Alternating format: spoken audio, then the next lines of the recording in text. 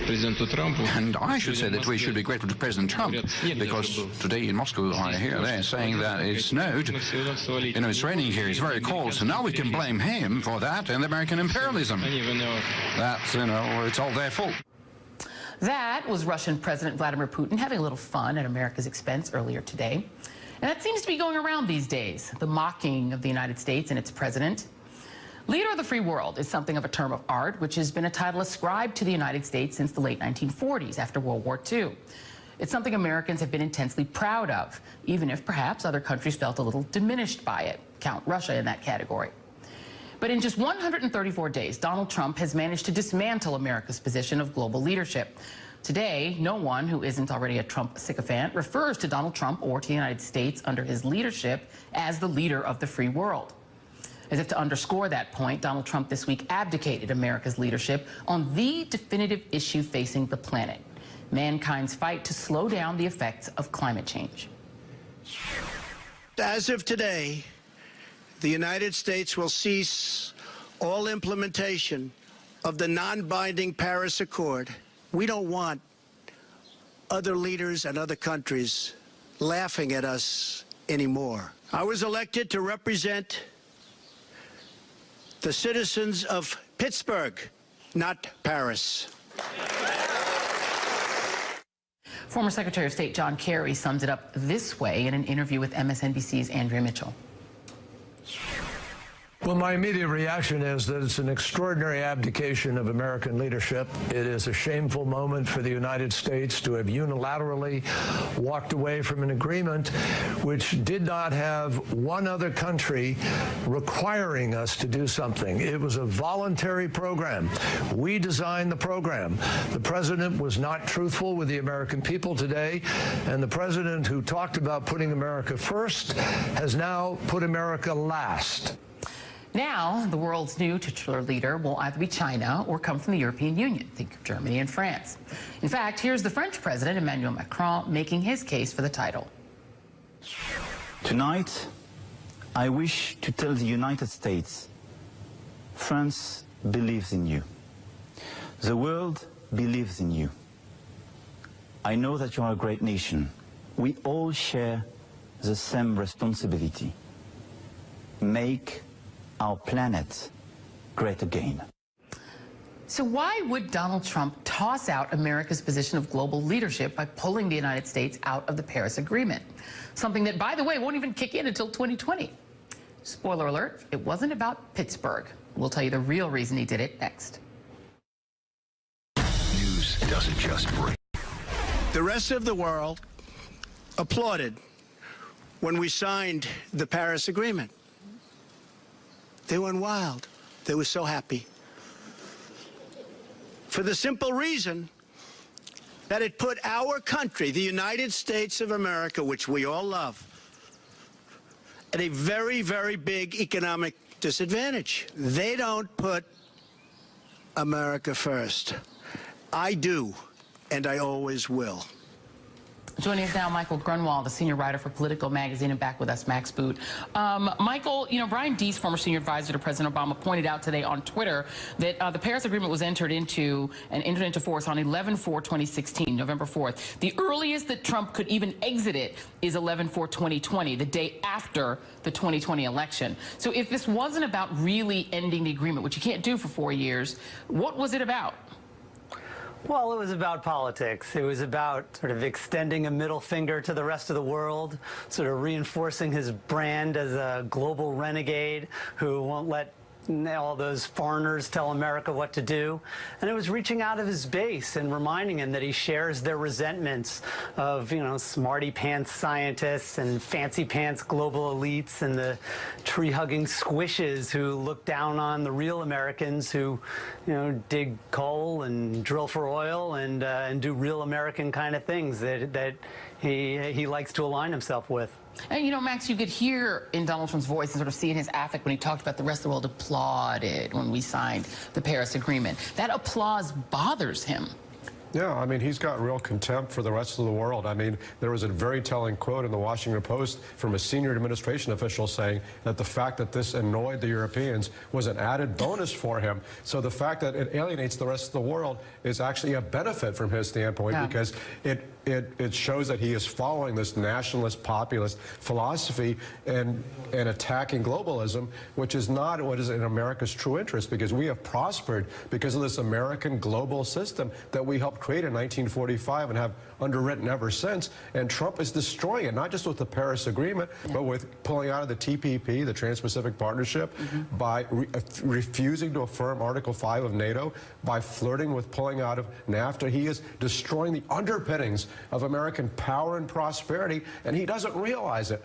He's too dense to realize what he's doing. Yeah, and Steve Bannon loves that he's doing. The first two things, Michael Grunwald, that Max Boot just mentioned, benefit China, Donald Trump's supposed nemesis. He's actually helping China to assume global leadership, so that can't be a good thing. So why do you suppose that his followers, his base, his voters are so much for this?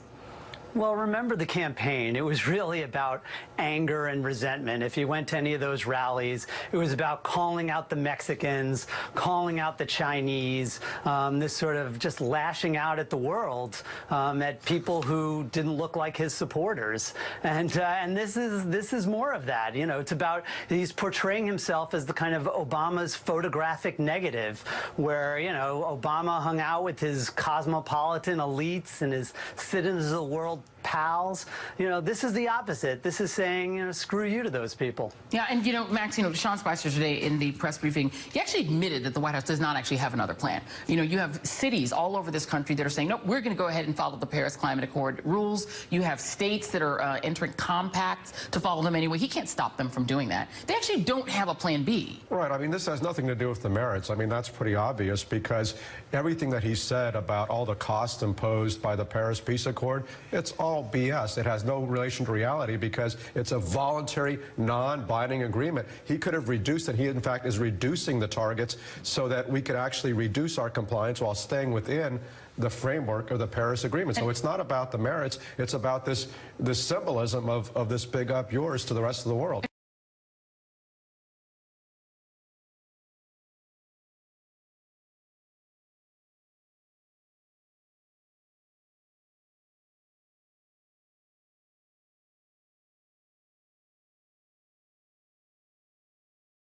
About the merits, it's about this symbolism of this big up yours to the rest of the world. And very quickly before we go, Max, you know, is it just conceit, or is it just sort of the sort of horrible feeling inside of Americans' gut of not having global leadership, or is there are there bigger consequences than our sort of sense of self-worth to no longer being the leader of the world? Joy, there's huge consequences. I mean, we really take for granted what the greatest generation built, this system of international agreements, this American-led international order.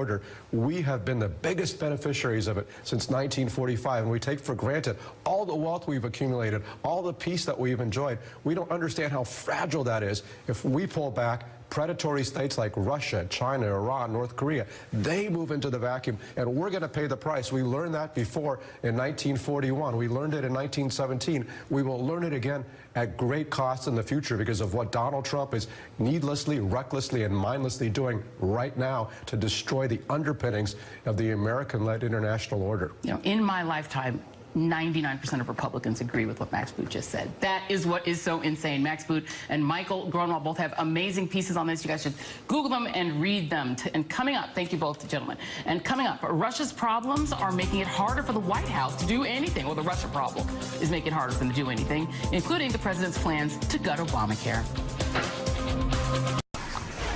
In the midst of the seemingly endless developments and leaks about Jared Kushner, the Russia investigations, and the Paris Accord, there was another big story that would have been making major headlines had we not been talking about all of that. This week, the White House released details of 14 ethics waivers issued to at least 16 White House staff members. The waivers exempt them from ethics rules that ban them from communicating with former employers. They include waivers for White House Chief of Staff Reince Priebus, Chief Strategist Steve Bannon, Senior White House Advisor Kellyanne Conway, and 4 former registered lobbyists. So much for draining the swamp. The waivers were finally made public after a dispute between the White House and the Office of Government Ethics. The OGE wasn't too happy that the White House was issuing ethics waivers in secret and pushed the Trump administration to make them public. Well, now there are two more problems that the OGE reportedly has with those waivers. One, 10 of the 14 are undated. And two, one undated waiver was issued retroactively to Inauguration Day. Joining me now, Erin Gloria Ryan, senior editor for the Daily Beast, and Anna Marie Cox, senior political correspondent for MTV News. All right, ladies, thank you very much. I'll start with you, Erin, on these waivers. So you have these waivers that are retroactive to January 20th. They apply to all executive branch employees. It could benefit Bannon, including his past dealings with Breitbart. It could help Bannon skirt ethics compliance rules that are filed with the White House Counsel from the Citizens for Responsibility and Ethics in Government. And then you have about 4 others that are literally lobbyists for industries who can now talk to those former industries. What could be wrong with that?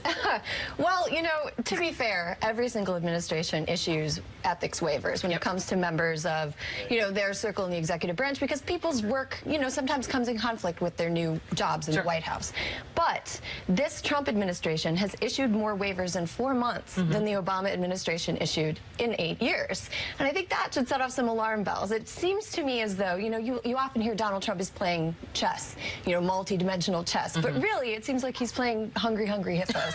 Just kind of grabbing anything that he can and making it so that people who are in positions to grab things can do the same. Yeah, and Anna Marie, you know, you had the New York Times did they interviewed former OGE director Walter Schaub on this idea of retroactivity, and he said there's no such thing as a retroactive waiver. If you need a retroactive waiver, that means you've already violated a rule. Your thoughts? Right. I actually heard another, they interviewed someone else, or another organization interviewed another former, you know, person who worked in the ethics office, and they said, actually, you know, if what you need is a retroactive waiver, actually what you need is a pardon. I mean, like, you've already done something wrong. Like, there's a name for a retroactive waiver, and that's a pardon.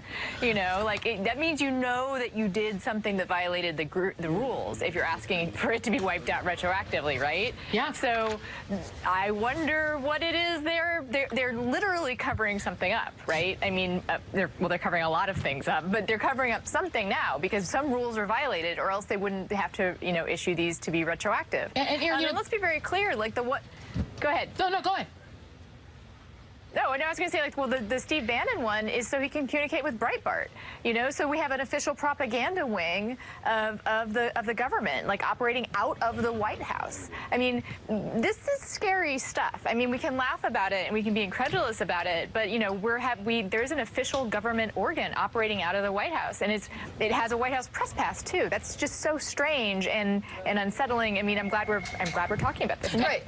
And Aaron, go. No, go. Oh, I was going to say one thing that is extremely frustrating about this is that we can't do anything. Like, there's no recourse. We can wag our fingers. We can say, this is bad, this looks really bad. But, like, the people that it looks bad to don't matter to the Trump administration. Right. And just to be clear, for those who are not clear on it, not only do you have Reince Priebus and Kellyanne Conway, who both had former contact with the RNC, and as Anna Marie mentioned, of course, Steve Bannon and Breitbart, you've got Don McGahn, who's the White House counsel, used to work for Jones Day, a law firm he can now talk to and communicate with. You've got Joshua Pitcock, who was Indiana's lobbyist in Washington, who can now be in the room when issues involving his former state are discussed. You've got Andrew Olmem, who lobbied bankruptcy and securities issues. He can now talk with former clients, and he can be involved in the Puerto Rico financial crisis dealings, which benefited his former firm. You've got people from the energy, oil, and gas industry that can now get involved in policy on that, and former tax and retirement policy lobbyists for Fidelity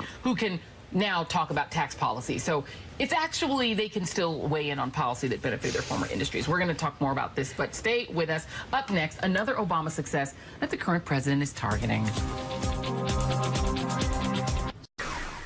With all the news about Russia, you might be wondering what's going on with the Senate and the effort to repeal and replace Obamacare. Well, listen to this exchange with North Carolina Republican Senator Richard Burr, who's on the Senate's Health Committee. I think it's unlikely that we will get a health care deal. The House plan dead on arrival? Dead on arrival. The president is not going to be happy about that. No, but that's why we have shared branches of government. We do the legislating, and at the end of the day, this is too important to get wrong. Do you predict at the end of this year that there would be something coming out of the Senate? I don't see a comprehensive health care plan this year. Now, for a different view of the Senate's progress, here's an exchange with Texas Republican John Cornyn, who's part of the group of 13 working on the Senate's version of the bill. Do you think that we can get a repeal and replace of Obamacare done by the end of 2017? Oh, absolutely. We'll get it done by the end of July at the latest. Aaron, Gloria Ryan, and Anna Marie Cox are back. Anna Marie, who's right here? Are they ever going to get this done? And should we want them to get it done? Well, we don't want them to get it done, but also I don't think they will. I mean, I think that, yeah, I mean, I think, you know, this president just keeps tripping over his thing I probably can't say even on late night MSNBC. That's the thing.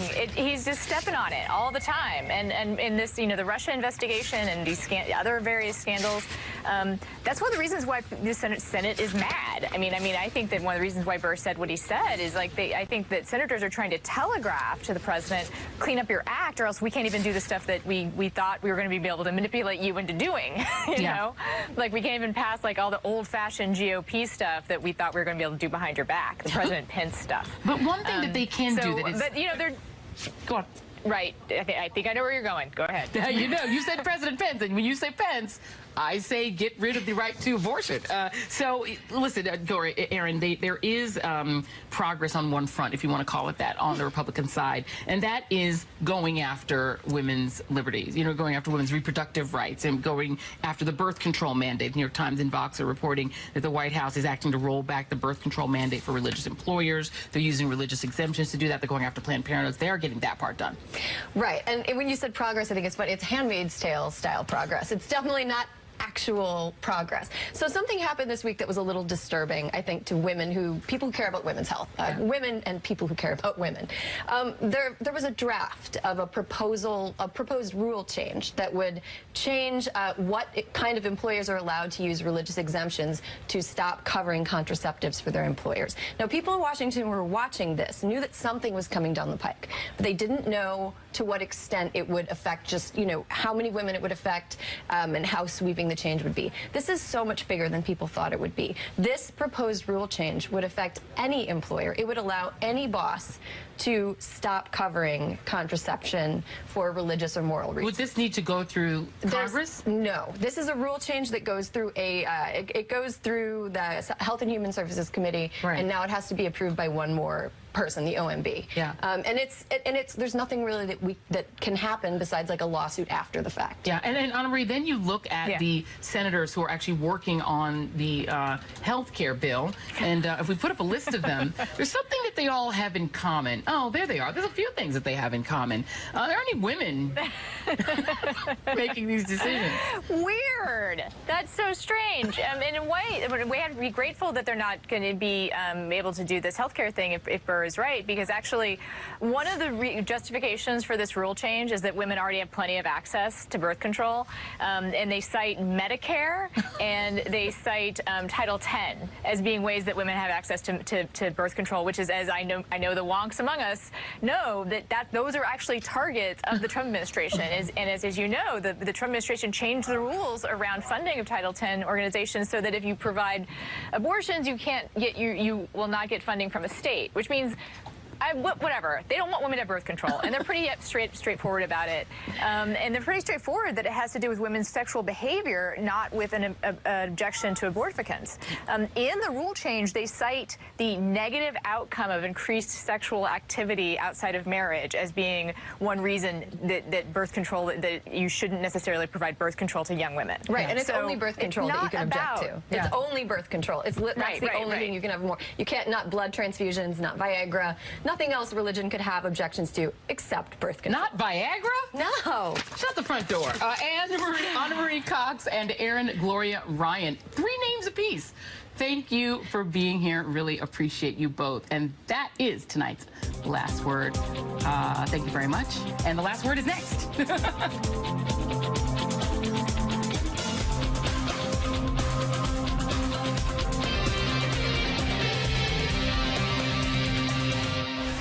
And breaking tonight, Robert Mueller, the special counsel running the investigation into possible ties between Donald Trump's campaign and Russia, is broadening his mandate. Tonight, the Associated Press reports that Mueller has assumed oversight of the Justice Department's ongoing criminal probe involving former Trump campaign chairman Paul Manafort, and the investigation, quote, may also expand to look into the roles of the Attorney General, Jeff Sessions, and Deputy Attorney General Rod Rosenstein in the firing of FBI Director James Comey. Deputy AG Rosenstein confirmed to the Associated Press that there's a chance Robert Mueller could expand the inquiry to include him and Jeff Sessions. Now, here's what makes this even more interesting. Guess whose permission Robert Mueller needs in order to expand his investigation beyond what was in the original authorization? Deputy AG Rosenstein, who told the Associated Press, quote, I've talked to Director Mueller about this. He's going to make the appropriate decisions. And if anything that I did winds up being relevant to his investigation, then, as Director Mueller and I discussed, if there's a need for me to recuse, I will.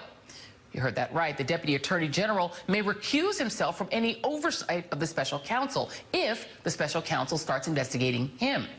The other big story that we're watching is a Bloomberg report that the White House is currently reviewing whether to invoke executive privilege in an attempt to block James Comey from testifying to the Senate Intelligence Committee next week. Today, White House Press Secretary Sean Spicer didn't rule out that option.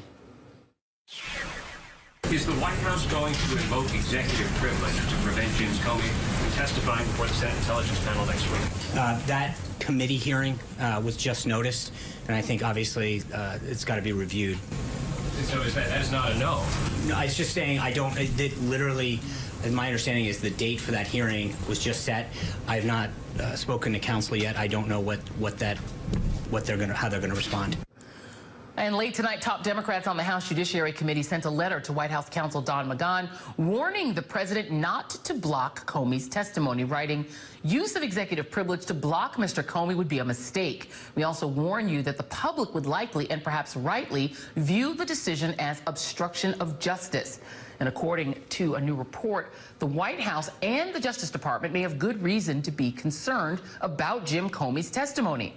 The former FBI director apparently was never told by Jeff Sessions or by Rod Rosenstein that they were concerned about his leadership before he was fired. And now Comey's reportedly angry and ready to put almost anything and everything on the table in his testimony, including whether he felt pressure from the White House to back off the Russia probe, and details regarding the memos that he drafted following some of his conversations with Donald Trump. Joining us now are David Frum, senior editor for The Atlantic, Renato Mariotti, former assistant U.S. attorney for the Northern District of Illinois, and he's prosecuted many federal obstruction of justice cases, and John Harwood, editor-at-large for CNBC. Thank you all, gentlemen, for being here. And Renato Mariotti, I want to go to you first. On this question of executive privilege, New York Times said the following about executive privilege: courts have recognized the president's constitutional right to keep his discussions a secret in most cases. Does that go for the FBI director that he fired, in his own words, to stop him investigating Donald Trump and his campaign? Well, certainly the president could ask Mr. Comey not to testify as to certain subjects, and Mr. Comey could comply with that request if he wanted to. I suspect he might. If he didn't, however, it's hard to see how the administration could force Mr. Comey not to testify about certain subjects. It would be completely unprecedented, and the only way that they could do that would literally be to go to court and seek an injunction from a federal court to prevent him from testifying. And just to stay with you for just one second, Mr. Mariotti, I want to play for you a little bit of what Donald Trump said to Lester Holt. And you tell me whether already publicly discussed things he said on the record into a TV camera, could possibly be then privileged and put under executive privilege. Listen to Donald Trump. Did you ask, am I under investigation? I actually asked him, yes. I said, if it's possible, would you let me know, am I under investigation? He said, you are not under investigation. Did you at any time urge former FBI Director James Comey in any way, shape, or form to close or to back down the investigation into Michael Flynn? And also, as you look back... No. Next question. Can he then claim executive privilege for things he said on the record?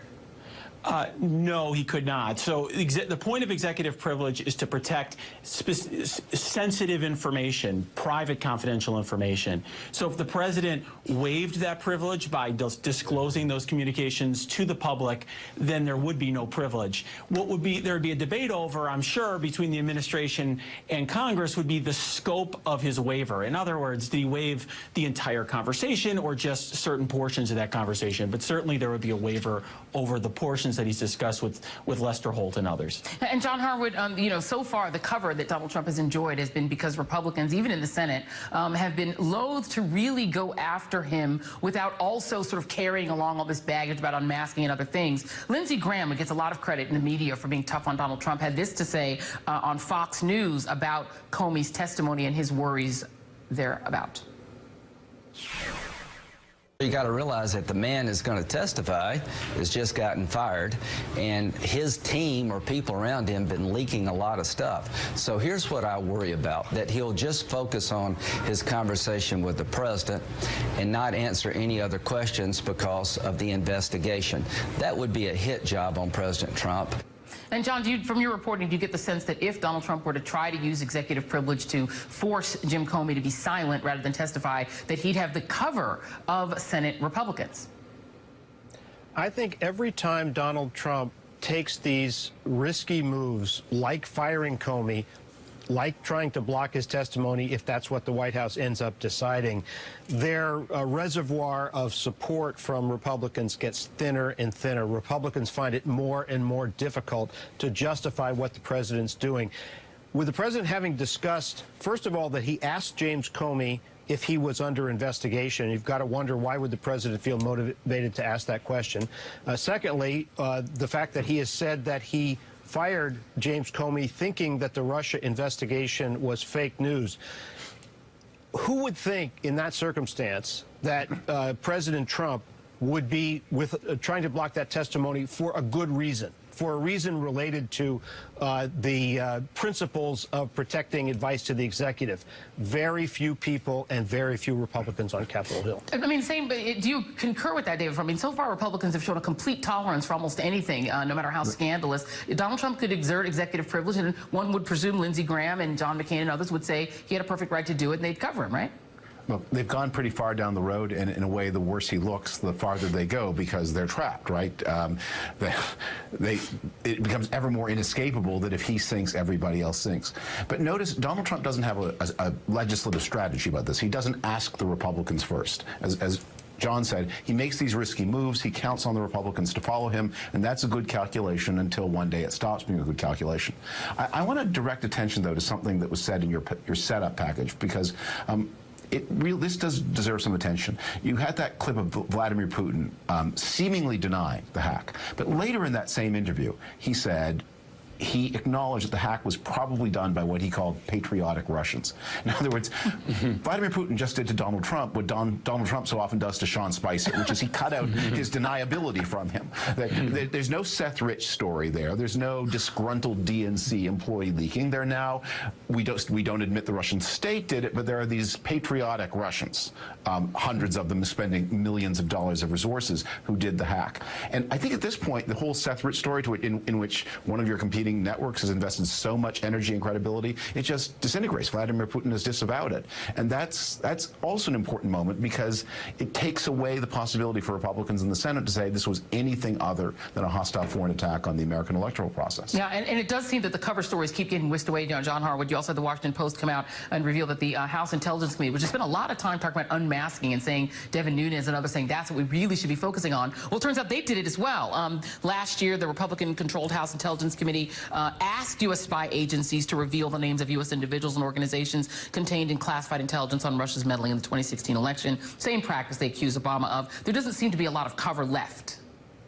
Let's be honest. This unmasking thing is completely a partisan shield that Republicans are trying to use to protect the president.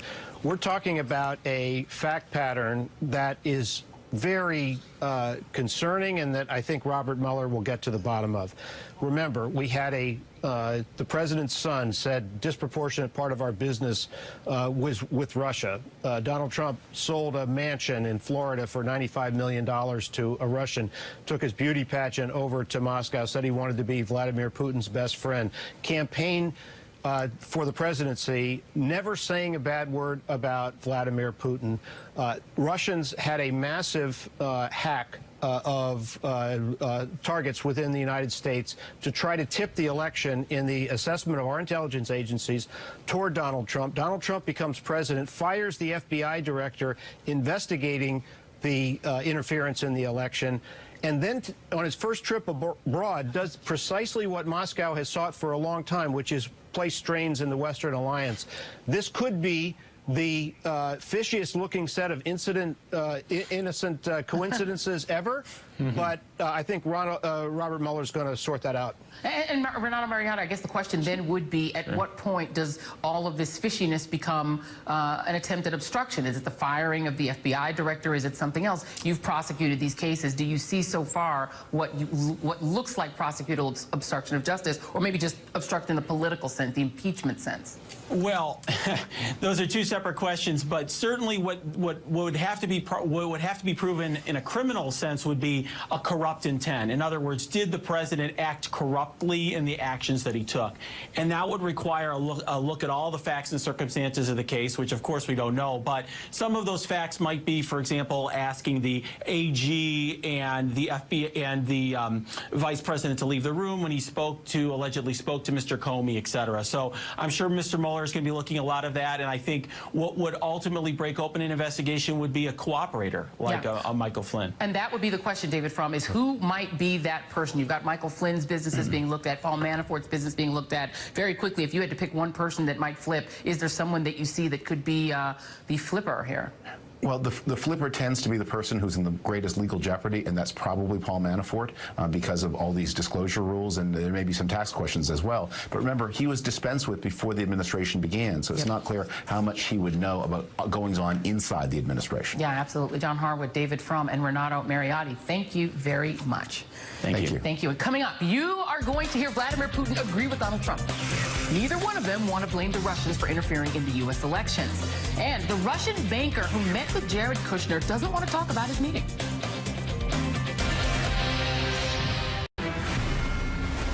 Sergei Gorkov, the Russian banker who had a secret meeting with then-President-elect Donald Trump's son-in-law, Jared Kushner, in December, now refuses to say what the two men talked about in that meeting. On Thursday, it emerged that the White House and the state-owned bank run by Gorkov gave conflicting explanations for what the meeting was about. This is what happened when NBC's Keir Simmons asked Gorkov for an explanation. You're the subject of intense scrutiny in America because of your meeting with Donald Trump's son-in-law, Jared Kushner. We're not any comments about that. We now have a session about blockchain. I know you do, but the thing is, there is some confusion over what exactly happened. Were you talking about business, or were you talking about politics? Comments, please. No, can I just ask, have you been contacted by the FBI, or would you be prepared to talk to them? Mr. Gorkov? Mr. Gorkov, I'm sorry. Mr. Gorkov, it's just a question of understanding what happened in the meeting. Comments. No, but was it? Please don't push me out of the way. I just want to ask you about the meeting that you had with Jared Kushner. Please explain all. We really do want to hear what happened. If it was an innocent meeting, please just explain what happened in the meeting, Mr. Gorkov. Now, that happened outside an economic forum in St. Petersburg, where Russian President Vladimir Putin said that scrutiny of the meetings between the Russian ambassador and Trump associates was, quote, hysteria. Vladimir Putin also spoke to NBC News in an exclusive interview where he suggested that American hackers might have framed Russia for interfering in the election. You had said for months that Russia had nothing to do with the interference of the American election, and then this week you floated the idea of patriotic hackers doing it. Why the change? Well, I hadn't said anything. It's just that French journalist asked me about those hackers. I told him the same thing I can tell you. Hackers can be anywhere. They can be in Russia, in Asia, even in America, Latin America. They can even be hackers, by the way, in the United States. who very skillfully and professionally shifted the blame, as we say, onto Russia. Can you imagine something like that? In the midst of a political battle. By some calculations, it was convenient for them to release this information, so they released it, citing Russia. Could you imagine something like that? I can. And you can see that full interview with Vladimir Putin on Sunday night, 7 p.m. on NBC. And joining us now, Max Boot, Senior Fellow for National Security Studies at the Council on Foreign Relations and a former Defense Policy Advisor for Mitt Romney, 2012. And also joining us is Adrian Karatnitsky, Senior Fellow at the Atlantic Council and an expert on Russia. So I want to start with you, Adrian, and go back to the Gorkov meeting. There were these two conflicting stories back in March when we first learned about the meeting between Jared Kushner and this banker, Sergei Gorkov. The bank said the meeting was in Jared Kushner's capacity as a business owner, that they were meeting with various American business people and trying to expand relations. The White House, or the then incoming White House, said, no, this was Jared Kushner acting as a diplomat, which seems to ring more true. Do these banks meet with people in their diplomatic capacity? Well, first of all, Mr. Gorkov is not a banker. He was educated at the Security Service Academy of the USSR, the successor of the KGB. He then worked for Yukos, a company that Mr. Putin crushed, and he was the only one in that network of executives that moved to London, then came back and got elevated into key government positions.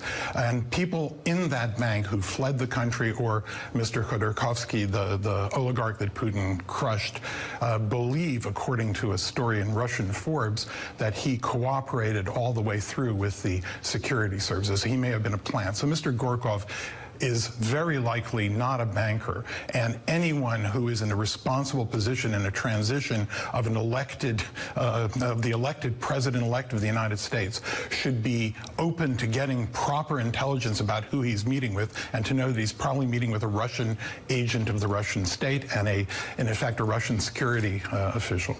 And in fact, Max, the Washington Post reported on Thursday that there's a suggestion that Sergei Gorkov may have actually flown directly to see Vladimir Putin right after meeting with Jared Kushner. This story says that a 19-seat twin-engine jet owned by a company linked to this bank, VEB, flew from Moscow to the United States on December 13, departed from Newark Airport outside New York City at 5:01 p.m. December 14. That's according to FlightAware, which sort of tracks these things. The plane's previous flights closely mirror Mr. Gorkov's publicly known travels in recent months, including his trip to St. Petersburg this week. And after leaving on December 14, the jet headed to Japan, where Putin happened to be visiting on December 15th and 16th. So you have all of these sort of movements that make it appear that, in fact, he was a Russian agent. Can you explain how it could be that an American business person, for instance, wouldn't have known? Because these weren't sanctions about the hacking. These were actually sanctions related to the invasion of Crimea. Right, and of course, let's keep in mind, Jared Kushner was not a standard American businessman. He is the son-in-law of the president-elect, who also just met with the Russian ambassador and allegedly suggested to him that he set up a secure communications link using Russian equipment to communicate a back channel to Moscow right after an election in which Putin and his intelligence service intervened to help get Donald Trump elected. And by the way, remember, these are not the only links between them. Reuters reported a couple of weeks ago that there were 18 previously undisclosed contacts between the Trump campaign and the Russians between April and November of 2016. And recall, for example, that Kushner was the head of data analytics for the Trump campaign, and we now know that the Russians were advertising on Facebook to help the Trump campaign. So that suggests some things that they may have been talking about. Yeah. I mean, this really, again, there could be an innocent explanation for this, but I have no idea what it could possibly be. And the Trump campaign, the Trump administration has not advanced an innocent explanation. And Adrian Karatnitsky, and then you have this this information that emerged this week that the Trump administration incoming was actively seeking a way to unilaterally potentially drop sanctions against Russia, to give them back the facilities that were taken from them by the Obama administration because of the hacking. I mean, it does sort of build toward a pattern that this was an agreement. I mean, but remember, General Flynn was there in the early days. He had the very few days that he was there, and we know, and we knew even before this, his relationship with Russia today, the fact that he was receiving funds from the Russians. You know, look. It's clear that that if not for all of these issues that have emerged, President Trump would have wanted to reach an accommodation with Russia or find some kind of a new concordat with Russia. And why does Vladimir Putin want that so badly? Well, I think Vladimir Putin wants a break between Europe, which is very nervous about Russia taking swaths of territory from Ukraine, invading a neighboring country. You know, Russia has built up a huge military presence on its western perimeter. It was Putin that dropped the conventional forces in Europe treaty, and of course I shouldn't be taking, you're the expert on security issues, but in any event, Russia is positioned militarily in a very aggressive posture. You know, they talk about NATO expansion, but the U.S. withdrew hundreds of thousands of its forces from Europe, and instead they got like the Baltic states and so on. So Europe is relatively weaker in its military posture relative to what it was before the Cold War, with the Russians shifting massively their forces to the western perimeter. Yeah, and very quickly, who would have been on that campaign in a position to tell Jared Kushner that, wait a minute, you know, here's the situation with Russia, this is who this supposed banker might be? Who on the campaign would have been doing those briefings? Well, they were certainly getting briefings from the Obama administration, but whether they were listening to them or not is another question. And I think the real question, Joy, is what did President Trump know and when did he know it? I find it very hard to believe that people like Jared Kushner and Mike Flynn are able to carry out these high-level back-channel communications with the Russians without having Trump know about it. I suspect he did know about it, and we may find out about that in the course of Bob Mueller's investigation. And interestingly enough, I believe I recall that back from last summer when Donald Trump was not getting his briefings, Michael Flynn was taking them. So that's interesting. Max Boot, Adrian Karatnitsky, thank you very much. And up next, Sean Spicer was asked to explain Donald Trump's plan to handle the problems caused by his decision to pull out of the Paris Climate Accords. Sean Spicer says the White House, well, you know, they haven't gotten around to that yet. That's next. And I should say that we should be grateful to President Trump, because today in Moscow I hear they're saying that it snowed. You know, it's raining here, it's very cold, so now we can blame him for that and American imperialism. That's, you know, it's all their fault. That was Russian President Vladimir Putin having a little fun at America's expense earlier today. And that seems to be going around these days, the mocking of the United States and its president. Leader of the free world is something of a term of art, which has been a title ascribed to the United States since the late 1940s, after World War II. It's something Americans have been intensely proud of, even if perhaps other countries felt a little diminished by it. Count Russia in that category. But in just 134 days, Donald Trump has managed to dismantle America's position of global leadership. Today, no one who isn't already a Trump sycophant refers to Donald Trump or to the United States under his leadership as the leader of the free world. As if to underscore that point, Donald Trump this week abdicated America's leadership on the definitive issue facing the planet: mankind's fight to slow down the effects of climate change.